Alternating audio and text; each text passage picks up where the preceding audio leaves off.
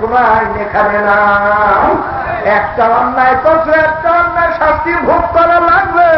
আরে বাবারা, মাওলার আসমান, মাওলার জমি, মাওলার দেওয়া হাওয়া, মাওলার দেওয়া পানি, মাওলার দেওয়া চক্ষু, মাওলার দেওয়া হাত পাও, মাওলার দেওয়া সমস্ত নেয়ামত ভোগ করিয়া মাওলার হুকুম মানবে না, মাওলাও কিন্তু ছাড়বে না। আবার আজকে দুনিয়ার সরকার শাস্তি দেয় জেলখানায়। বাবারে জেলখানায় খাইতেও দেয়, শুইতেও দেয়, শুধু বাড়ি ঘরে যাওয়া দাঁড়া ইচ্ছে মতো চলা যায় না। এই জন্য মানুষ মরতে চায়, তবুও জেলে যাইতে চায় না। আর মাওলার জেলখানার নাম জাহান্নাম।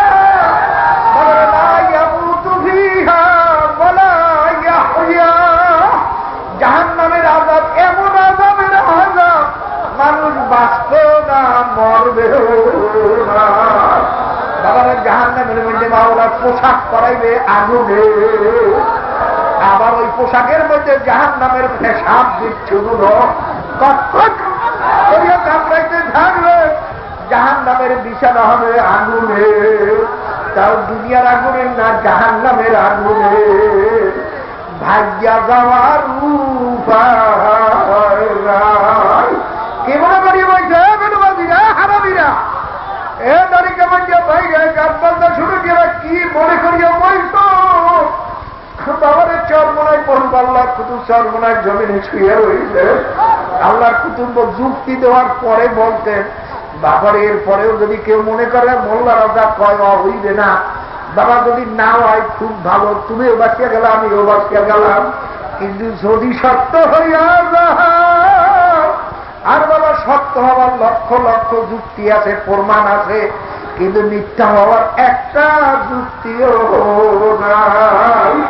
মনের বুঝা যদি সত্য হইয়া যায়, আর সোনামা কাজটা গুণাগার হইয়া যদি কবরে যায়, মাওলার জেলখানার নাম জাহান্নাম, যেখানে খাদ্যের পরিবর্তে খাওয়াইবে জাহান্নামের আগুনের তৈরি হেজগাছ, পানির পরিবর্তে পান করাইবে এই বোতলের পানি না, এই মিনারেল পানি না, এই বৃষ্টির পানি না।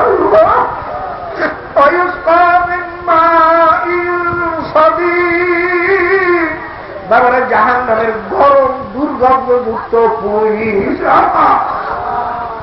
আল্লাহর হাবিব ফরমান, আর এক বালতি পুর যদি দুনিয়াতে ফালাইয়া দেওয়া হয়েছে, এক বালতি, সারা দুনিয়ার মানুষ তার দুর্গন্ধে মর গিয়া সাক্ষাৎ হইয়া যাইত। কিয়ামত পর্যন্ত এই দুনিয়াতে কোনো মানুষ বাস করতে পারত না। ওই পুষ খাওয়াইবে বড় লোকেরা, আজকে মিনারের পানি ছাড়া খাও না, এই জাহান্নামের পুষ কেমনে খাবি? যদি বাবার কালাম সত্যই হয়, গুনাহগারের জন্য আযাব সত্য, তাতে কোন সন্দেহ নাই। বাবারে, কিন্তু মাওলায় কত বড় দয়াল মাওলা, মাওলার আসমান, মাওলার জমিন, মাওলার সমস্ত নেয়ামত ভোগ করিয়াও মাওলা জানাইতেছে, বান্দা বান্দীরা, দুনিয়ার বাপ মায়ের সঙ্গে বারবার অন্যায় করো, বাপ মায় আর মাফ করে না, বাপ মায় তেজ্য করিয়া। আর আমি মাওলা এত দয়াল মাওলা, তুই যদি ভুলে থেকে পড়িয়া শয়তানের ধোঁকায় পড়িয়া আসমান জমিন বরাবর গুনাহ করিয়া থাকো, যখনই খাস তওবা করে যে মানুষ আমি আর গুনার কাম করবো না, খাস তওবা করে যদি আমার কাছে মাফ চাইতে পারো, আমি তোর সমস্ত গুনাহ মাফ করিয়া দেব। আল্লাহর হাবিব ফরমান, যদি মাওলার ভয়ে, জাহান্নামের ভয়ে একটা মাসিক মাথা পরিমাণ যদি চোখের পানি বাহির করতে পারো, গাভীর ওলানের থেকে দুধ বাইর করলে যেমন ওই দুধ গাভীর ওলানে ঢুকানো সম্ভব নয়, এরকম ওই মেয়ে লোক পুরুষকেও জাহান্নামে ঢুকানো সম্ভব না। হে যুবকেরা, তোমরা আবার ধোকায় করিও না যে মাওলা তো মাফ করবি, তওবা করলে এখন একটু আনন্দ ফুর্তি করিয়া ওই পরে তওবা করবো, এটা মনে রাখতো বিরাট শয়তানের ধোকা। মনে বুঝাও, তোমার আমার চেয়ে কত অল্প বয়সী লোক কবরে চলিয়ে গেছে, এই রাত্রিরা তোমার উপরে আমার উপরে যায় না, তোমারও জানা নাই, আমারও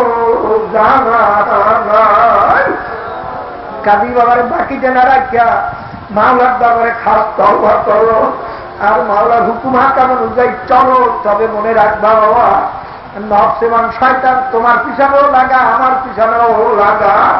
যে কোনো একজন হকারী পীরের হাতে হাত দিয়া শুধু মুড়ি ধরলেই চলবে না, তার পরামর্শ অনুযায়ী জিকির আজকার মুরাকাবা মুশাহিদা তার দেওয়া ঔষধগুলো ঠিক করে ব্যবহার করা ছাড়া দিনের রাস্তায় চলা সম্ভব না। তাই বাবার আমার জন্য দোয়া করি, আমি দোয়া করি আমরা যেন মাওলার খাঁটি বান্দা হইয়া আল্লাহর হাবিবের খাঁটি উম্মত হইয়া যেন কবরে যাইতে পারি।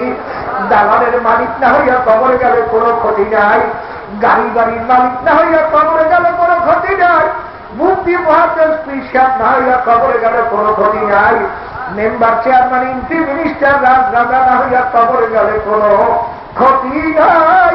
কিন্তু মাওলার বান্দা আল্লাহর হাবিবের খাঁটি উম্মত না হইয়া কবরে গেলে কিন্তু উপায় নাই। আল্লাহুম্মা হামিদ। ও মাহবুব, এই বৃষ্টির ভিতরে প্রতিভাই গুণাগার বান্দা গুণার বোঝা মাথায় নিয়ে আমরা আশা করে তোমার বৃষ্টির মধ্যে তোমার কবুলের সময় তুমি মেহেরবানি করে আমাদের গুণা খাতা মাফ করে দাও। আল্লাহ তুমি এই ফিতনার জামানায় আমার ঈমানকে মজবুত করে দাও। ইয়া আল্লাহ, ইয়া আল্লাহ, হেদায়েতের রাস্তায় আল্লাহ তৌফিক দিয়ে দাও।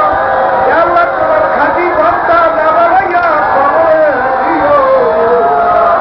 তোমার হাবিবের খাঁটি উম্মত না বানাইয়া কবরে দিও না।